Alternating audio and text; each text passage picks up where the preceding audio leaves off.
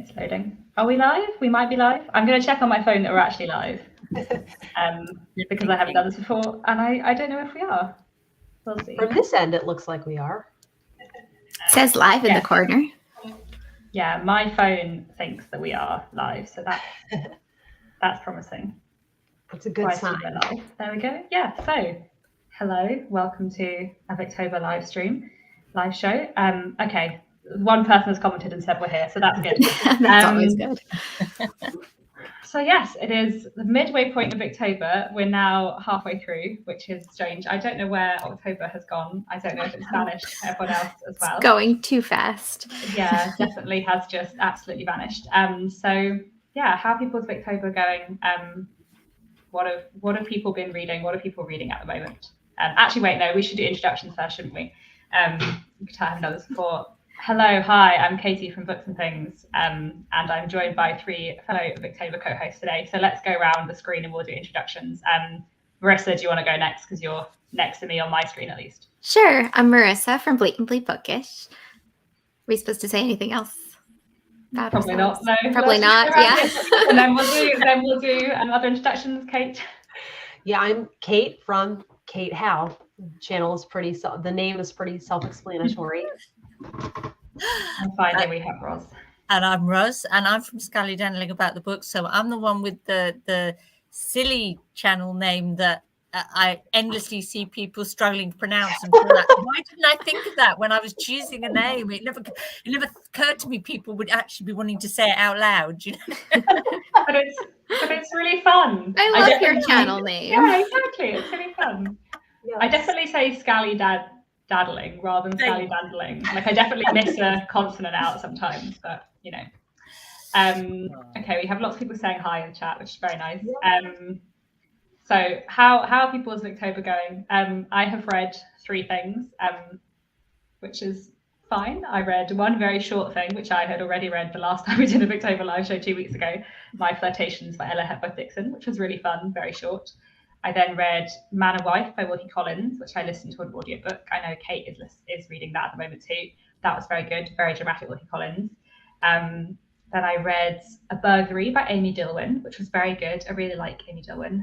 And then at the moment, I am reading The Beth Book by Sarah Grand, which is a Buildings of Roman New Woman novel, which is very good so far. And listening to The Way We Live Now, which I'm very behind the schedule on. But there we go. What else? What are people currently reading? We can go around again. Somebody jump in. Why don't we go in the same order, Marissa? Sure. Well, I vastly overestimated how much time I would have to read this Victober, and so I am stuck between 2 chunky trollop books that I'm enjoying immensely, but I'm not progressing through as quickly as I had hoped. So I have The Way We Live Now and The Last Chronicle of Barset. And I hope to get to read more, but I think I'll be lucky if I make it through those 2 this month. They're both pretty long. Well, I feel like with those trollop, you get kind of a real range of the human experience. So they are pretty rewarding to read. Yeah, no, I'm really enjoying them. Probably should have stuck to 1 chunky trollop this month. Well, before I talk about what I want to read, I just found out the most fun, nerdy thing that I thought in particular, Katie, you would enjoy.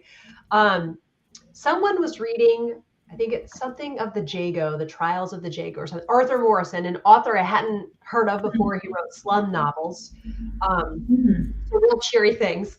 But he took place in a mock trial of Edwin Drood. Have you heard about this, Katie?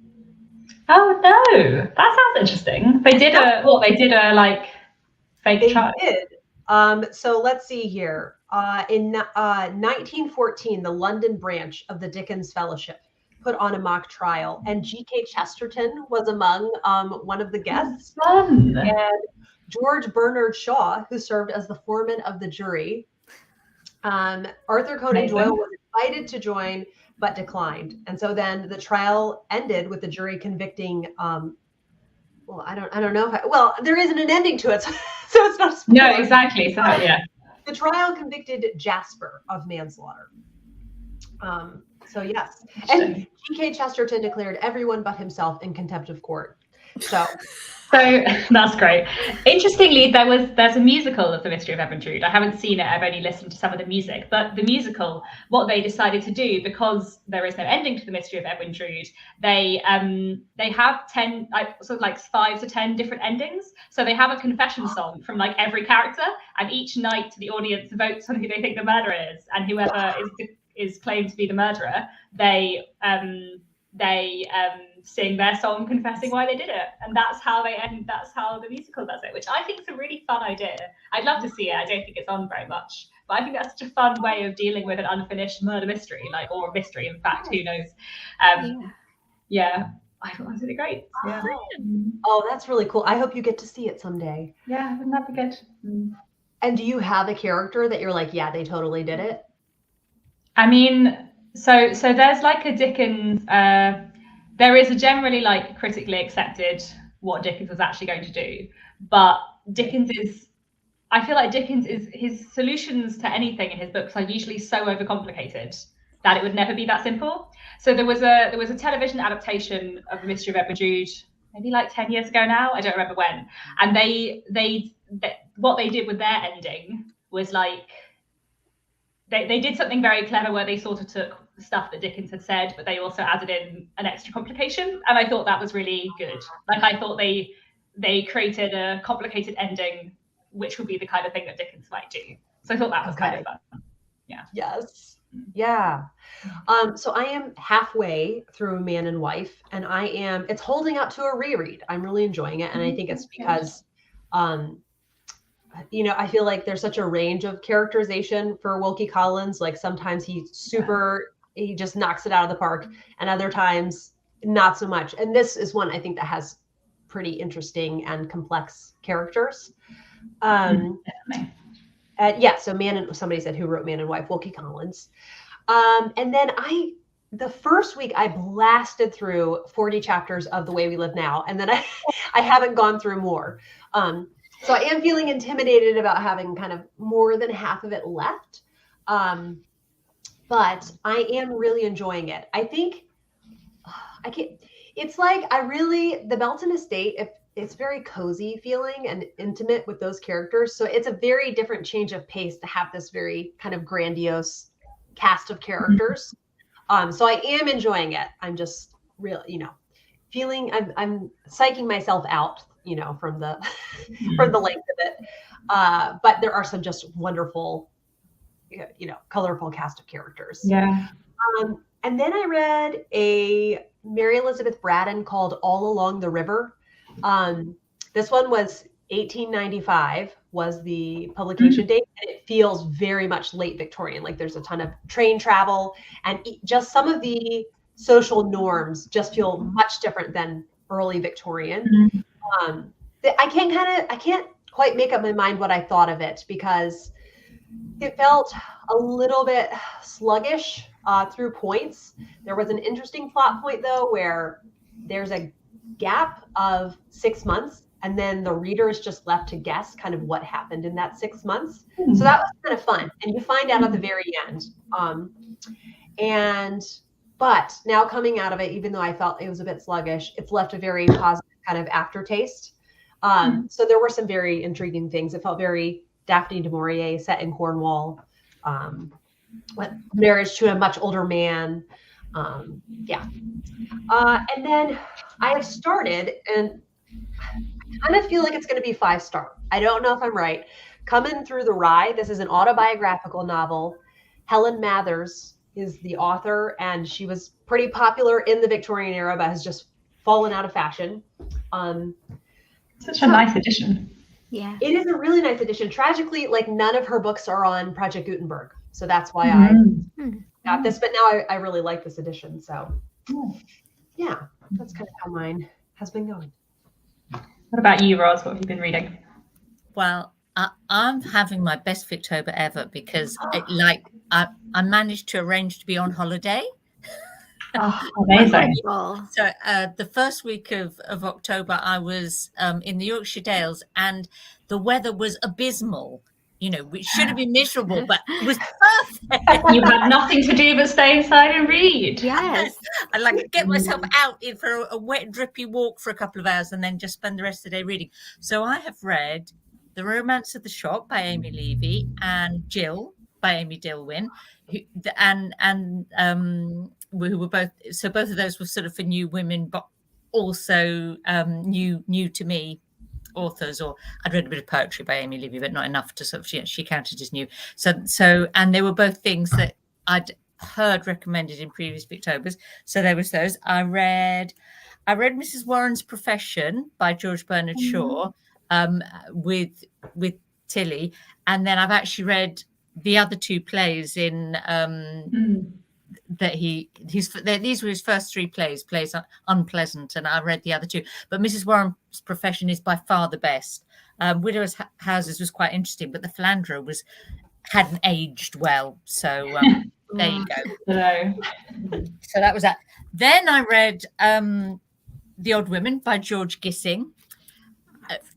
Really interesting read, this one, and I was left with really mixed feelings because I know it's one that you love, Katie, and I was fascinated by it, and I liked the ending because he didn't kind of cop out at the ending, but all the way through I had this feeling that he kind of doesn't like women all that much. I just feel like I never got that from The Odd Women. I also wonder if it's because I have read. That was not the first. Was this the first book you read by him? Yeah. No, I read New Grub. Okay. Yeah. Okay. Yeah. So I don't know why I was getting that feeling, but it definitely I got it, and then a couple of other people on the Discord group picked up on that. I don't know why. It was really interesting because I was quite surprised because I feel like that wasn't the feeling I got from The Odd Women at all, and I feel like he doesn't like any of the male characters in the book, but I feel like the female characters he does like. Like I feel like Rhoda is a really real person. Like I feel like she is presented like that, and I feel like some of the things like Miss Barton says and stuff are just, her name is Barfoot, are great, but it was like all the things he was saying were like really good and positive, and like he was saying all the right stuff, but yet there was something about how he described people physically or whatever that was slightly like, I don't know. Anyway, there you go. So that was that. Then I had a lovely time reading or rereading Diary of a Nobody, because it's nice to get isn't it? So that was a lot of fun and was a change of pace, you know, more jolly. Then I read Thomas Hardy's The Woodlanders, which was a huge treat because it's a Hardy that I've never read, and it's so good. It's so good. Oh, it's wonderful. I'm so happy to have read it. So that was a joy. And then I thought I've got to have a little bit of Gaskell, so I read Cousin Phyllis, which was also is just literally adorable. Although it has quite a sad ending. Really good, isn't it? Yeah, it's just really an adorable book. So and then I've actually got ahead of myself with The Way We Live Now. That's awesome. But my currently reading, apart from The Way We Live Now, is I'm kind of working my way through Christina Rossetti's selected poems, because I need to read a bit of Victober poetry. And the thing I've just started is George MacDonald, The Princess and the Goblin. So that's a reread, but the last time I read it I was like 8 or something, so you know. So there we go. So go me, I'm just having the best time.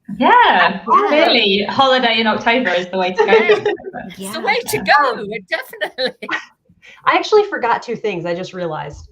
One is I did a read aloud with friends of The Prude's Progress by Jerome K. Jerome. Oh yeah. It was so fun. And I've only read The Importance of Being Earnest once, so I can't say this for, as an authority, but it felt as fun and as sparkling as The Importance of Being Earnest. Oh, interesting. Yes. There were some secrets from certain characters' past. It was extremely hilarious. Like, we laughed so hard as we were reading it, and interesting things to say about men and women. And yeah, I definitely recommend it. And then the other that actually I think will probably be a real highlight. I'm surprised at my mood. I thought I was going to be craving more sensation stuff, but I'm craving more domestic things. And that's The Pillars of the House by Charlotte Mary Young. So I'm now 75% of the way through. And it's, 13 siblings, and you're just kind of bouncing back and forth between them. And it just has some really delicious writing in it. Well, there we go.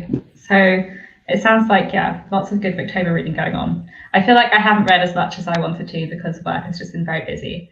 And the last week of October, I've got slightly less work on. And I'm hopeful that maybe I'll have a Roz style, very productive reading week, but we'll see. Maybe I won't. So let's have a look through the comments while people are reading. Where We Live Now, The Moonstone, Jane Eyre, Man and Wife. Oh, Miss Mackenzie. Miss Mackenzie by Anthony Trollope is a less known but good Anthony Trollope that I do like. I feel like Anthony Trollope just has so many small gems. Mm-hmm. Yeah. Cranford, Three Men in a Boat, The Warden, Lots of The Way We Live Now. Oh, Mrs. Beeton's Household Management must be a very interesting and very strange read. I haven't read it all the way through, but I have read some recipes from it. And there's definitely some recipes where she talks about boiling vegetables for an hour, and I don't really know why. And there's one where she talks about boiling macaroni, which I think they called all kind of pasta at that time, for an hour, and I don't think that would be good. Ew. So I have to say that tomorrow on my channel is going up. I got to interview Annie Gray, who's a food historian, and she's done. Yeah, she's she did a Very Tudor Christmas, and then she's on. If you watch the English Heritage YouTube channel, she's on some of those. And she talks about Mrs. Beeton in the interview and says basically she was a hack, that she plagiarized a lot of recipes. So that was just fascinating to me. And if she didn't know anything about cooking, that would explain why she wanted to boil the vegetables for so long. Because I was was the heat just so much less powerful for the kind of implements they were cooking from that needed to be done, or was it just nonsense? Fascinating stuff. Lots of The Way We Live Now, and I was just on that one. The Odd Women. What's The Odd Women? David Copperfield. Tales, North and South. Oh, I'm glad to see someone else reading Gloriana by Florence Dixie, which I thought was great, and quite wild in a lovely way. Heather has been reading Ruth and The Way We Live Now. Ruth's also very good. The Penguin Book of Women in Crime. That's interesting. Read. The Athelings. That's a Margaret Oliphant I haven't heard of. But I do really like Margaret Oliphant. She's another author, I think, like Mary Elizabeth Braddon, who wrote something like nearly 100 books. So, we'll never run out of Victorian literature. Three Men on the Brummel, Uncle Silas, Armadale. Very good. I don't know when the Sleep Awakes. Who's that by? Dombey and Son. Very, very good. I'm less of a fan of Turn the Screw, but I love Dombey and Son a lot. Eustace Diamonds, The Return of the Native. Oh, yes. I saw on Audible that there was a Return of the Native audiobook by Alan Rickman, which I really want to listen to. Because I like to reread The Return of the Native. I've only read it once, but it is one of my favourites. Very good. Man and Wife and The Way We Live Now. I'm glad people are enjoying The Way We Live Now. I feel like most of the chat on the Discord has been quite popular, which is good. Also The Return of the Native, also very good. And The Doctor's Wife, another one I want to read. Oh, The Young Pretenders. I really enjoyed The Young Pretenders, which is a children's story, which is very fun. Lovely. Oh, The Story of the Treasure Seekers. I love that one so much. I haven't read The Story of the Treasure Seekers. What's that about? I haven't read it either. What's it about, Roz? Tell us.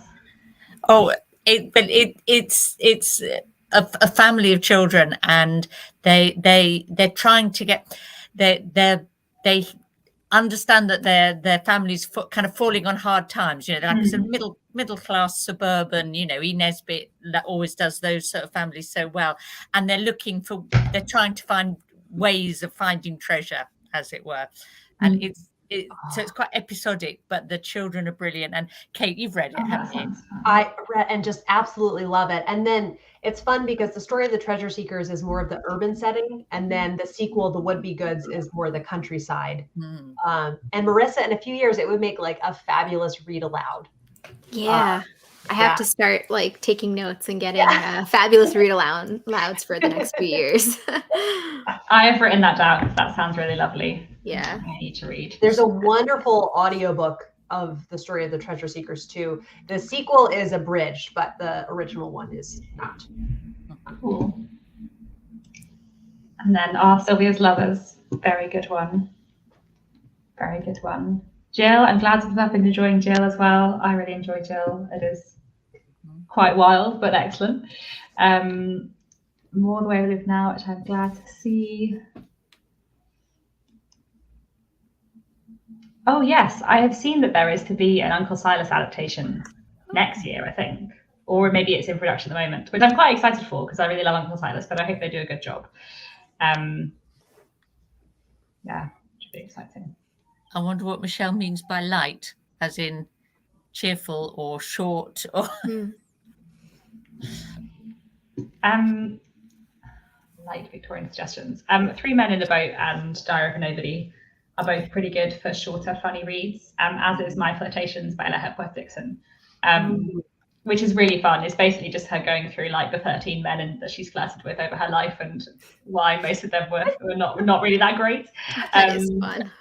It's very entertaining, and she's so it's first person perspective from one sister, and she's flirting with all the men, and then her sister Christina is just in the background, really bored and having no interest in men, and sort of disparaging all of her choices, which is just very, very fun, which I really enjoyed.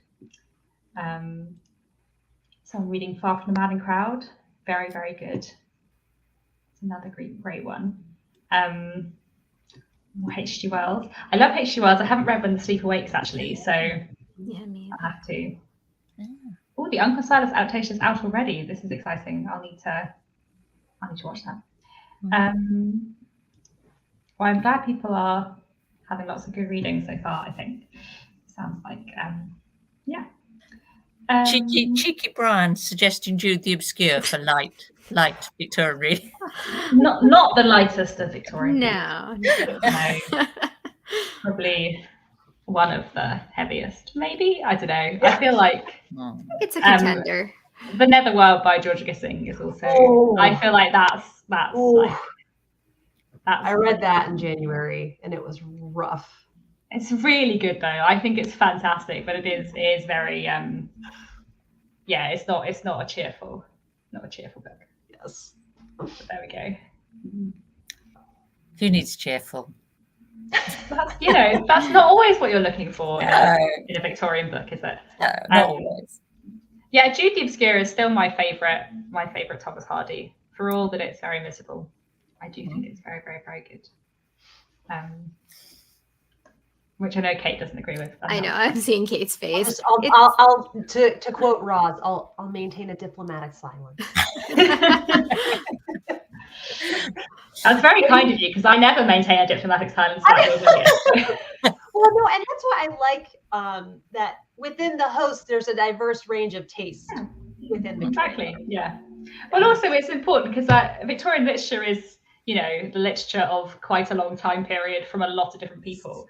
So actually, you could like Victorian literature and hate a lot of big name Victorian authors. Like there's so many different Victorian authors and different Victorian genres and subgenres out there that there might be, some things you love and some things you really don't love, and that's kind of absolutely fine.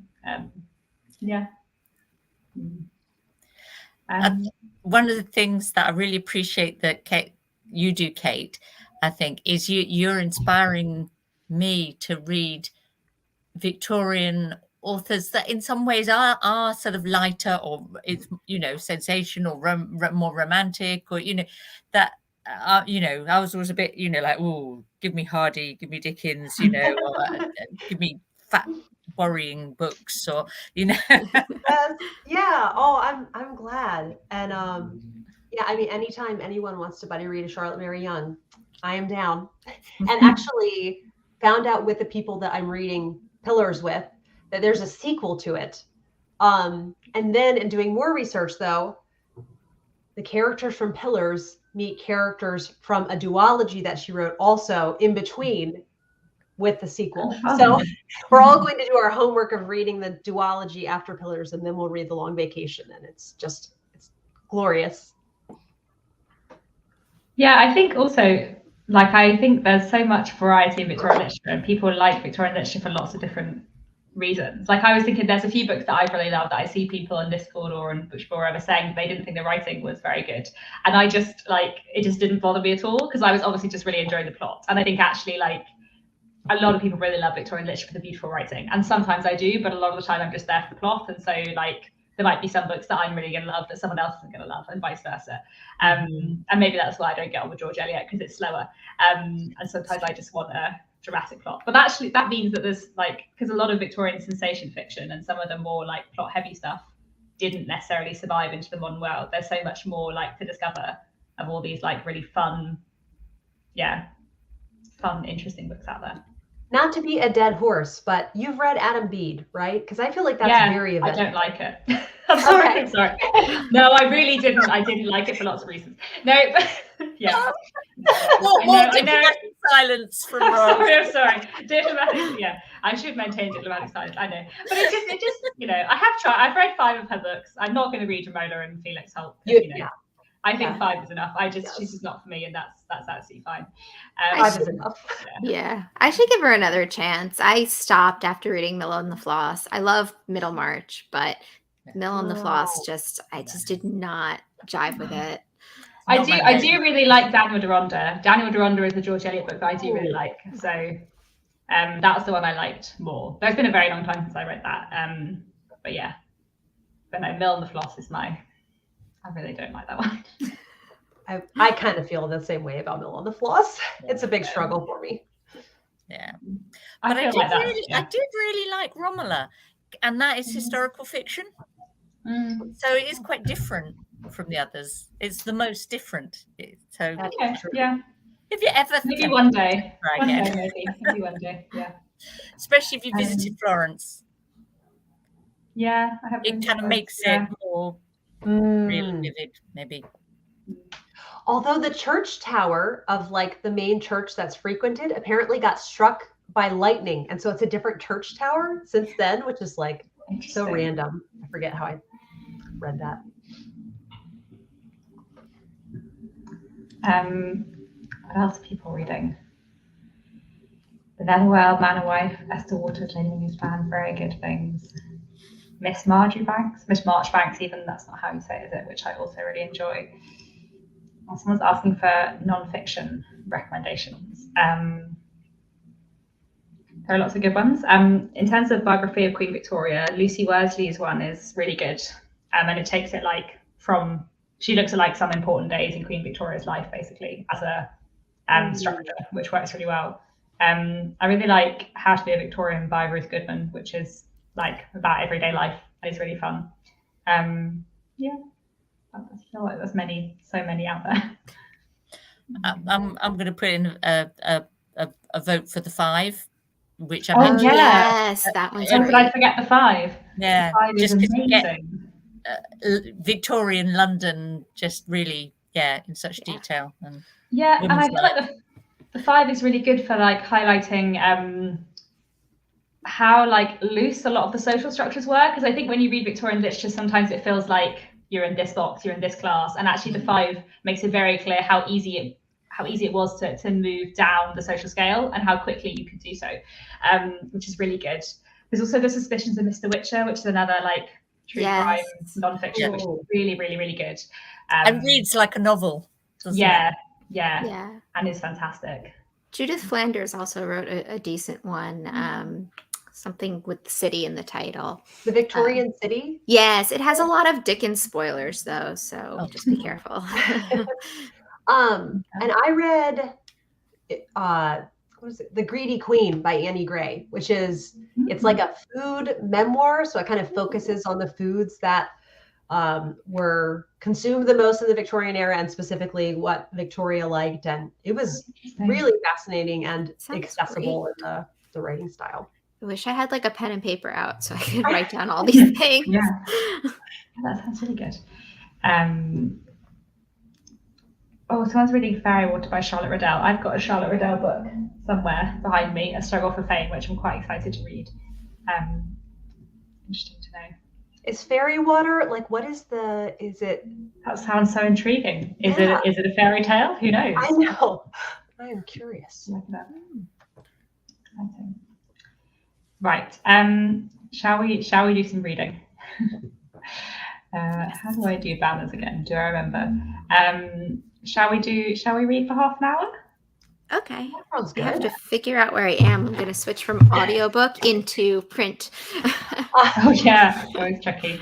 I'm going to open my Kindle and read the Beth book. I'm like 3/4 of the way through, and it's getting more and more feminist, which is very exciting. What else have you got? Are you going to mute us, or we mute ourselves? Oh, yes, we should. I might be able to mute everyone, but I don't know how. So I think let's all mute ourselves. That sounds good. Okay. And we'll return in half an hour. Everyone, enjoy your reading.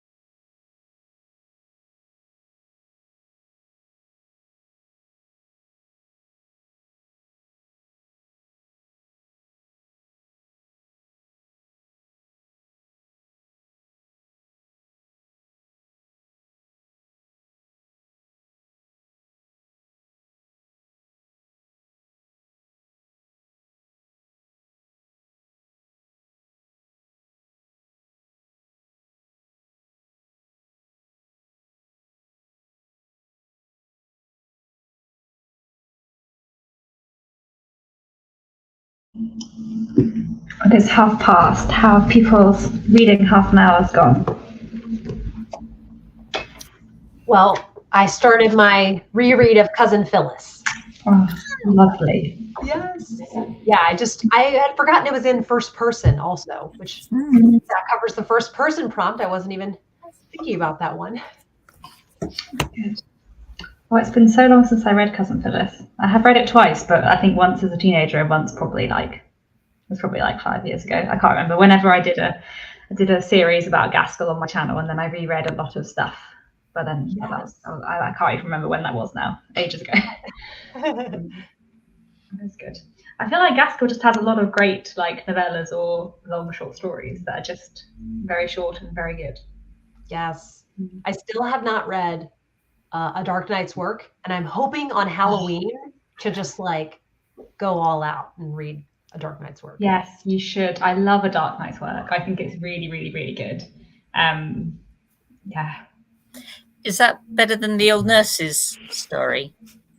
Yeah, it's a lot longer than the old nurse's story. Like the old nurse's story is like a shortish short story, whereas A Dark Night's Work is, I don't know what the word count would be, but it is more like a short novel. Like I think in the edition I've got it's like 150 pages or something like that. Yeah, and it's really good.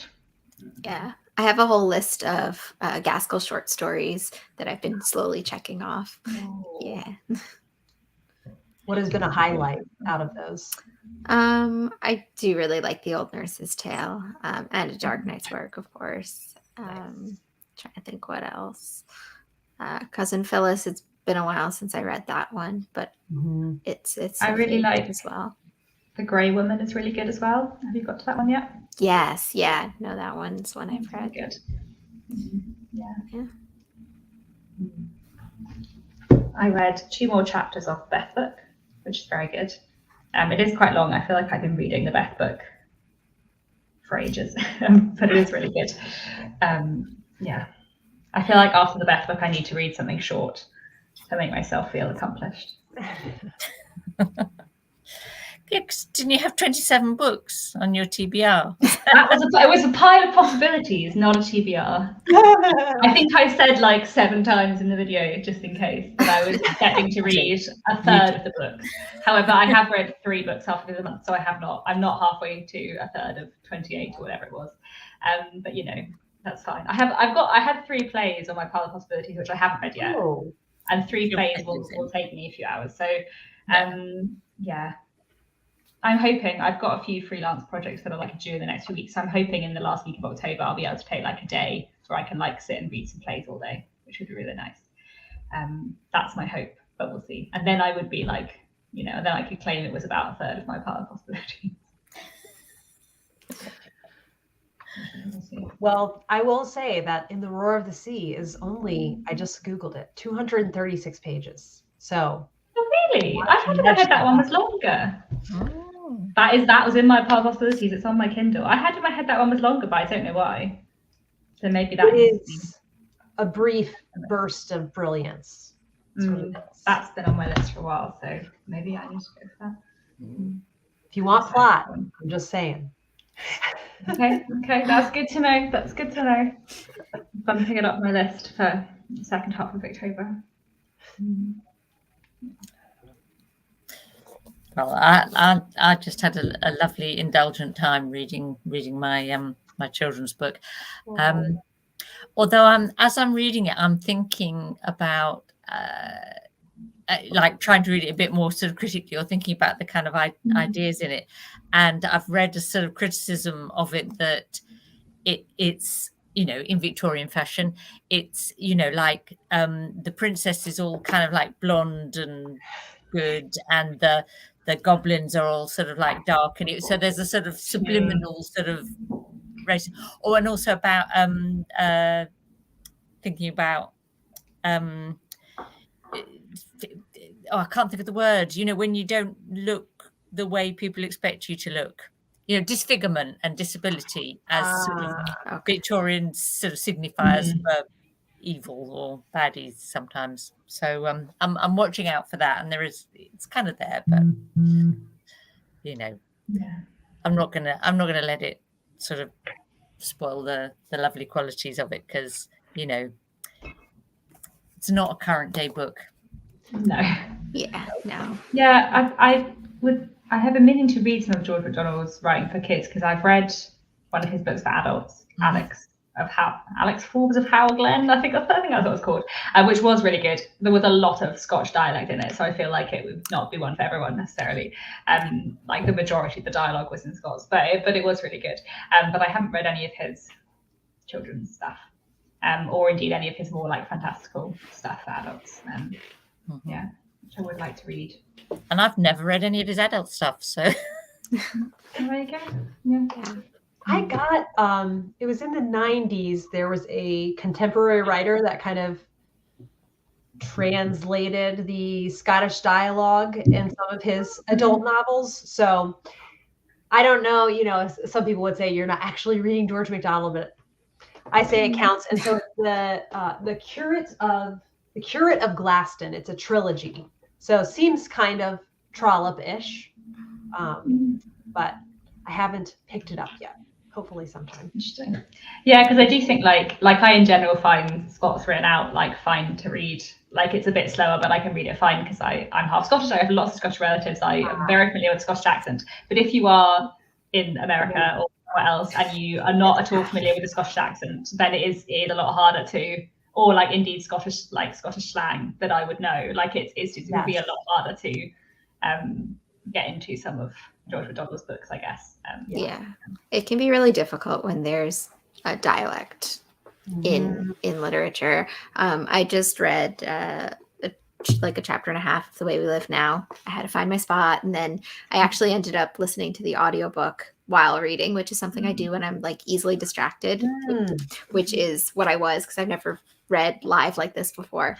But it's really interesting to listen to David Shaw Parker read bits about Ruby Ruggles and John Crumb and all of that, because they do have a bit of dialect going on there. It's pretty minor. Like I can read it in print and do just fine, but it's kind of nice to hear it as well. Yeah, I've been listening to The Way We Live Now, and it is really nice on audiobook, like just really enjoyable. Yeah, I'm doing the David Shaw Parker. I feel like the camps are divided on who does I'm Timothy West. Yeah, I think I'm on Timothy West too. Now. But I'm curious, like, Timothy West. Do you all like Roger? I don't like him. I know. Every time I go to the Discord, I'm like, why does everyone like Roger? No, but you're supposed to like him, I think, as like a Victorian. No, if you're Victorian, I think maybe. I don't know. I don't know. I think one thing I really like about Anthony Trollope is that Anthony Trollope's characterization is always really, really, really complicated. Yeah. And even the characters who are good are never wholly good. Yeah. And I think Anthony Trollope actually writes Roger in a really clever way where everything he thinks is good, but that doesn't mean everything he feels is good. Like I definitely think he feels that Hetta like basically kind of owes him herself in marriage, basically. I think even if he doesn't think that, and he would know that to think that is wrong, I feel like he feels that. And I think Trollope does kind of get that across. I don't know, there's a bit in one of the early chapters where he says something about where Roger is like thinking to himself about Paul and Hetta, and he thinks something like that it would be, like if a friend stole his hat, it would be awful. I can't remember exactly what it is, but it's something like that where it really commodifies. And Anthony Trollope has done that on purpose, I think. Like one of the things I like about his book so much is that he is really like the characters are very complicated, and he's very good at those characters where you're like, you're not a very good person, but you could do better, or you are a good person, but you have your flaws. Yes. Yeah. I kind of like. I just think because I know people that, because I had this great idea, everyone should go along with it. And just like not taking into account the autonomy of anyone else. And it really bothers me. It's just like not a thing to him what she thinks about it. Like, no, I know best. He's someone with like what he sees as a really strong moral code, or like he's got to behave the way a gentleman behaves, and that's the standard he applies to everything that he does, which is kind of like in one way good, but another way it makes him inflexible and a bit Yeah. Rides roughshod in a way of a Hetta, doesn't he? Yeah. I think it doesn't help that I find Paul Montague like very dreamy. Really? Yeah. You like Paul? Oh, wow. No. You see, I really like Paul Montague, but every now and then I'm like, is that because I watched the television adaptation That's before I also read the book? could be part of Is that it. because Cillian Murphy is playing him? Yeah, it's very hard to tell good at that sometimes. role. Yeah. How can you find someone dreamy when they vacillate so much? Because here's the thing is that we all make mistakes, and I feel that once he knows that he is in love with Hedda, he is not as actively as he should, but he's trying to kind of break things off.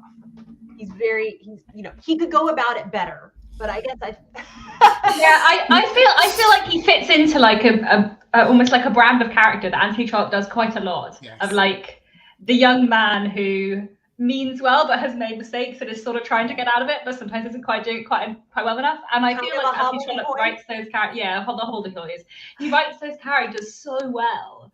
That I always really enjoy those characters, even if I like think they're doing bad things. Like I always really enjoy those characters, like Johnny Eames in Small House Allington, or like I've forgotten the name of the guy in the Three Clarks. There's a character like that in the Three Clarks as well. I want to say Charlie, maybe. There's just quite a lot of characters like that in his books. But then there's also quite a lot of awful young men who are irredeemable, and sometimes it's quite fun that like you don't know which one it's going to be for quite a while, and sometimes that's quite enjoyable in his books too. Yeah. I guess I feel like there's a poetry about him. He seems romantic. Yeah, I don't know. It might be because of the adaptation, because I haven't seen the adaptation. And while I like Paul Montague far more than I like Roger Carberry, he isn't. I wouldn't describe him as dreamy per se. I guess though, what I think Trollope does well is that like actually, it's not the point whether Paul is a better man than Roger.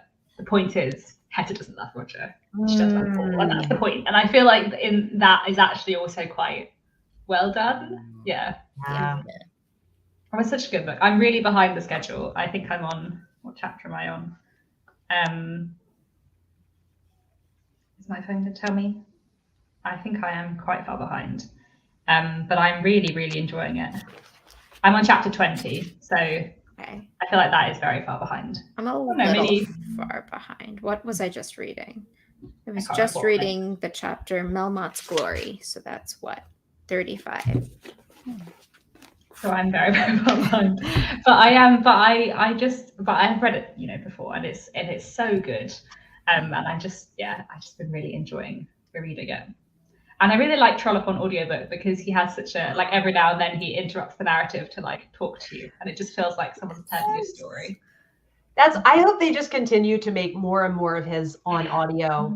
The Belton Estate. Okay, actually, now maybe I am influenced by the adaptation. You know who really is dreamy is Will Belton from the Belton Estate. Like just the lengths that he is willing to go to for the woman that he loves. It's just so captivating. So I hope they continue to do more. Although, unfortunately, there's one guy on Audible. I don't like his narration. I think it's Nigel somebody. Oh, I don't know if I've listened to his Trollope audiobooks. He does the Claverings, and I might. Oh, I didn't listen. I read that one physically. Okay, yeah. Okay. So what's everyone else been reading? Well, Yes. Yeah, let's have a look in there. Uncle Silas, Sylvia's Lovers, Shirley, many good things. Can you guys hear this screaming? Or no? You guys are a little bit. A little bit. Okay. A little bit. Very sweet sounding. Sorry. Yes, no, it's happy screaming, but it's still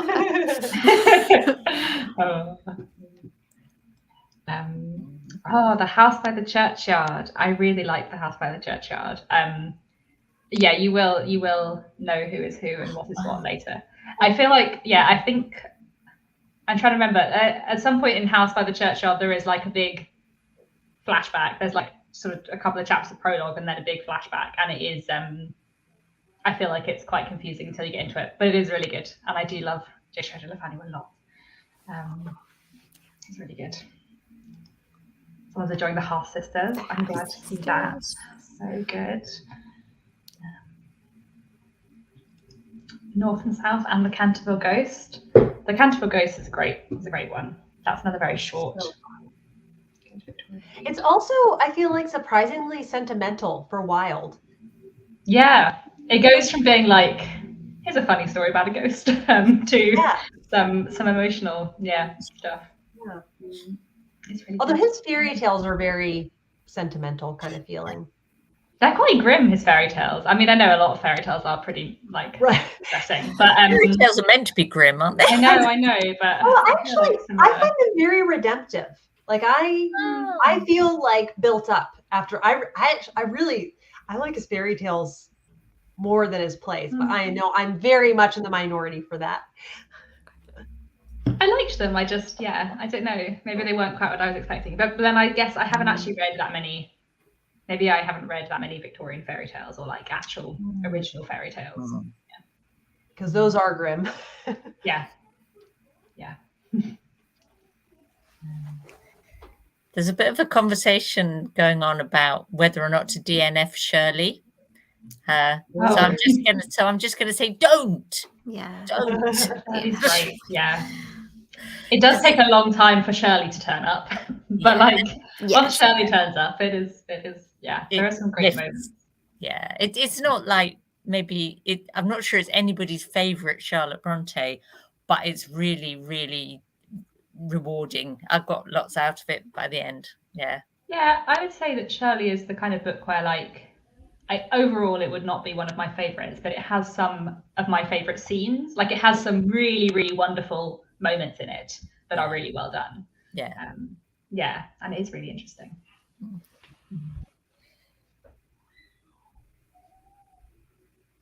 What else are people reading?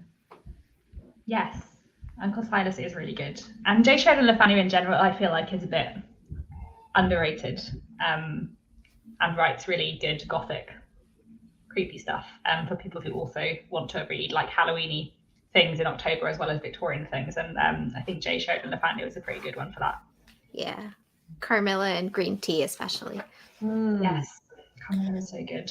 Carmilla didn't really do it for me, so I haven't read anything else by him. So do you want to suggest one I should try at the end of the month? So Green Tea is really short. That's a short story if you want to try something else for him that is short. Uncle Silas is really good. It's a bit longer. Well, no, it's quite long. But it's a good, tense, gothic sensation novel. The House by the Churchyard is historical and has a lot of suspense and drama in it, but it's a bit less,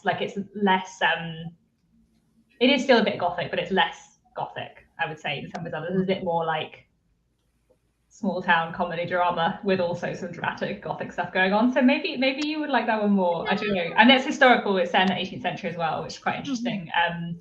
Highwaymen and such things. So maybe try that. I really liked that one. Yeah. I've got. Do I actually remember what it's called? I've got another one on my TBR. I've now forgotten the name of it. I want to say Wilder's Hand or something like that. Someone's Hand beginning with W, which I'm excited to read, and I want to read more by him. But yeah.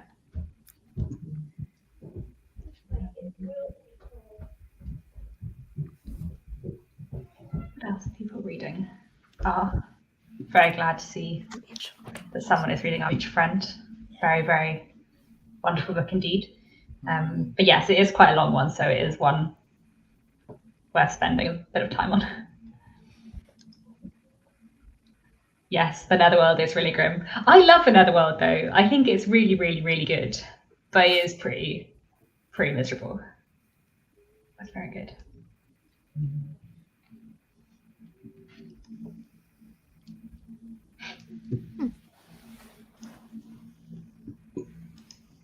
There were not 100 books on my TBR.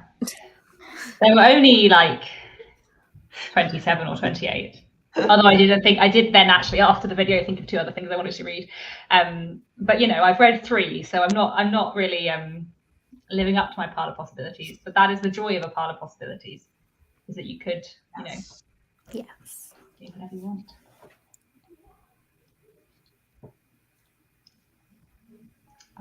Jackson reading The Tenant of Arthur. Another very, very, very good book. I love that description. A psychological thriller. Yeah. Well, it does have a lot of very complicated things in it. Really good. Barnaby Rudge, excellent underrated Dickens. Good to know. Just looking forward to that. Tennyson biography. That would be interesting. Interesting. Yeah, I feel like I want to read more Tennyson's poetry. Like I've read extracts and bits, but I haven't read in full. So one of the other things I thought of that wasn't on my pile of possibilities that I was like, oh, maybe I will read in October was In Memoriam, which I think I've read bits of, but not in full. And I think there's an audiobook on YouTube that's like 2 hours, so I might try and squeeze that in at some point. I'm still hoping to read Enoch Arden this month, so hopefully I will.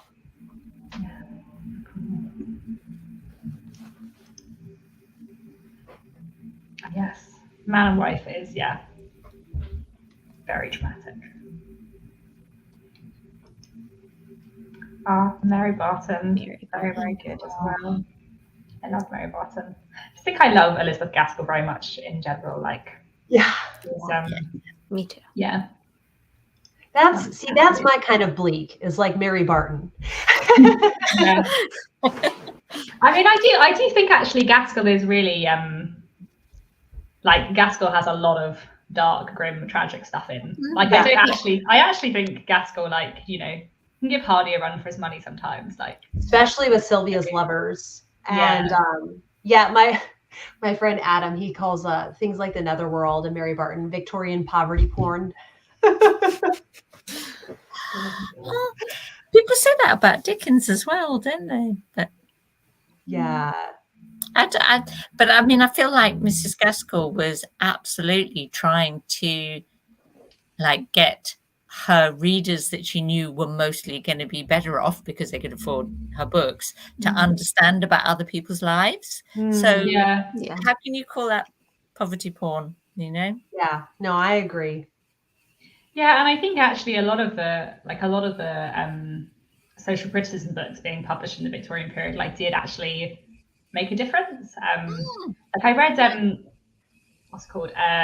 The Life and Adventures of Michael Armstrong, the Factory Boy by Francis Trollope a couple of years ago. And that book was actually like quite instrumental in getting the public to support factory acts and changing laws around children working in factories, basically because that book was one of the books that got people's sympathy. And obviously, like, to a certain extent, trying to get people's sympathy in that way can be a bit exploitative, but actually also it did sometimes have a purpose to try and like promote social change, I guess.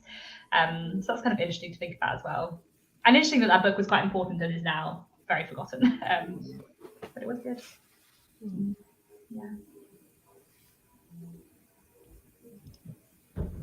And someone enjoyed Cranford, which I'm very glad to see because Cranford is excellent. Yes. Just all the Gaskell love.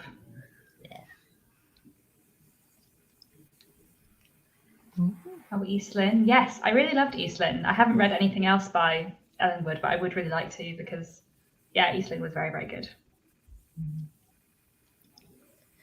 it's interesting because it became almost like a byword for, I don't know, the wrong sort of Victorian novel, didn't it? Oh.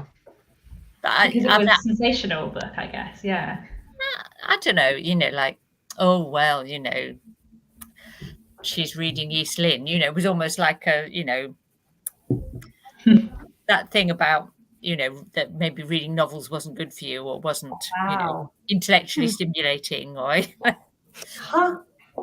Yeah, and I think a lot of the sensation fiction was very much looked down on, writing about these terrible, shocking things. I think especially because a lot of sensation fiction, obviously there's lots of murder and adultery and stuff, but there's also a lot of bigamy and stuff like that. So I feel like it's not just that there's lots of murder and thefts in a lot of the sensation fiction, but there's also lots of adultery, lots of bigamy. And so I feel like a lot of the Victorian moralizers were concerned about sexual immorality being written about in books and that kind of thing. Which, it's always interesting to see what was considered.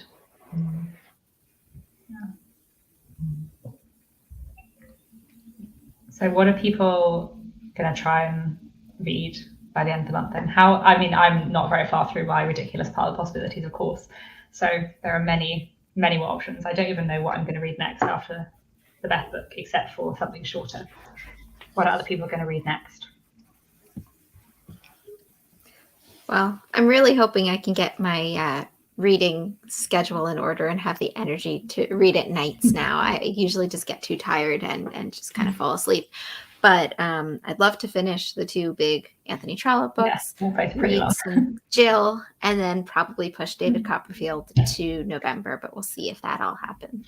Yes, I think I'm going to push David Copperfield into November unless I magically get through all the rest of my audiobooks. I think that'll be a November read for me. I'm going to push Dombey and Son to November. I don't want to rush it. I want to enjoy it. And I think before it would have stressed me out more to not finish as much during Victober, but now I just read Victorian literature throughout the year. Yeah. The first few years we did Victober, I would just save it all for October. And so now it's nice just to put kind of less pressure. Yeah, and I also feel like now Victober's been going for ages. I'm like, well, there'll be another Victober next year. Yes, yeah. There's there's plenty of time to read plenty of Victorian literature. So when I finish the George MacDonald, I'm aiming to read The Professor by Charlotte Bronte, because it's the only Bronte I haven't read, of all 3 sisters, all their books. So it just seems weird not to have read it. So, and you hear kind of mixed things about it, but I'm being completist. It's quite interesting. It's weirdly like a slight rehearsal for Villette, but if you haven't read Villette really recently, that might bother you less. Yeah. And it's years since I read Villette, so that won't worry me so much. In fact, I have a feeling that it'll probably make me want to reread Villette, so that will be fun. Yeah, I did that Bronte project, and I had read Villette, not too long before reading The Professor for the first time, and I just found it so disappointing. But if you haven't read Villette in a while, it might be interesting.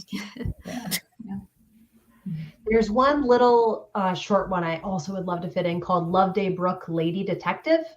So that sounds great. Yes, yeah. Some, I don't always enjoy Victorian detective fiction. I read a lot more kind of contemporary detective fiction. But I do like the sound of it because it's short, and the Sherlock Holmes I've enjoyed the most are short stories. And I think these are kind of like little short stories. Well, that'd be interesting. Like Brian saying I should DNF The Professor before I've even started it. No, I think it's worth a read. I just don't think it's worth I think a lot of the Bronte's books are worth rereading about 10 times, but The Professor is probably not, but it's still worth a read. Yes, so reading it out of intellectual curiosity, so that would be fine. Exactly. Yes. Someone was asking about William Hale White. Never heard of him. Haven't read anything by him. No. Although actually Mark Rutherford rings a bell, so I don't know if I've. I'll have to look that up more. There's a lot left to read, Heather, but you can do it. Very good books. And The Small House at Allington is the best. So even if it is quite long, it is the joy because it's just wonderful. It's a good one. Wuthering Heights also very, very good. Also the best. Favorites. Lady Audley, Secret the Odd Women, and Lilith. Interesting. And Agnes Grey is always very nice to reread as well. Oh, it's delightful. Fit that. Little Dorrit is good, but also a lot of work. Hard to fit in the monk's life. Yes. People having birthdays during Victober. I know. Elizabeth wants to read Romola. See more George Eliot love. Yes. Go for it. Just pour some lemon juice on that paper cut, Katie, right? Well, I know that my dislike of George Eliot is very personal, and that's absolutely fine. Yes. You don't all have to like everyone, do we? I'm sure you still get triggered comments when you say you don't like her. Well, actually, the thing that amuses me more is I do get comments from people being like, "It's very brave of you to admit that you don't like George Eliot." Just an awful voice books I don't really enjoy. That's fine. That's fine. That's fine. Yeah. There we go. That always makes me laugh. I haven't read anything by Ouida, but I was intending to this month. One of the plays I have on my TBR is Afternoon by her, which I don't know anything about, but she's another like new woman writer figure, I think. Yeah. I think the new woman prompt has been disastrous for adding things to my future TBR. Yes. More than any other, you know. There's so many interesting books from that movement, and also there's so many like very forgotten writers who were part of that movement. So that's always quite interesting to, I always like discovering new things. I'm loving the Beth book, and I think Sarah Grand has a couple of other books as well that I'll need to look up. The Beth book has the strangest cover. So I've always been not interested in it because the cover is so odd looking. It's like ghostly looking children. Yeah, there's nothing ghostly. Quite a lot of it takes place in her childhood, but and she's a slightly like precocious child. She gets into a lot of trouble and does lots of things that she isn't meant to be doing. So is it kind of lighthearted almost? So it's quite interesting. So I would say the first half of the book, there's a lot of humor. Like I laughed a lot. Like Beth in childhood is really, really funny. And then the second half of the book has come, and there's a lot more grim stuff. Interesting. And in the first half too, there's still, so it's very like a lot of it is concerned with like the lack of education for girls growing up in comparison to their brothers. And that is really interesting. So that's like very much an element of the first half of the book, but there's also a lot of like Beth's childhood antics. And she's a very outspoken little girl, and everyone's slightly appalled, but also slightly impressed, which is quite fun, as well as serving a point. But then in the second half of the book, where she sort of gets more grown up, it becomes a little bit not light-hearted and quite grim in places. But it is really, really good. Interesting. It's really good. Oh. Yeah, I'm really enjoying it. New Grub Street and Mrs. Warren's Profession, also very good. Lorna Doone. I have read Lorna Doone, but it was a very long time ago. I enjoyed it very much when I was 15, but I don't remember anything. I reread it relatively recently, and it is still a great story. It's some of it is a little bit. It's one of those, very long sentences and lots of description. Yeah. But the plot is just great. And Jack lives in Devon now, so she should definitely get to Lorna Doone, because anyone who lives in Devon has to read Lorna Doone. Yeah. Just so many great Victorian books out there. Yeah. Yes. Okay, shall we that's the word, wrap up. Shall we wrap up the live stream? I feel like we've done a bit of reading. We've talked about what we're reading, what we need to read before the end of the month. Yes. So I hope everyone's Victober is going well-ish. Happy reading for the rest of the month. And yeah, I think that's next one to say. Bye. Yeah. And thanks for joining us, everyone. Yes, thanks for joining. Thanks for being here. We'll see you all soon. Bye.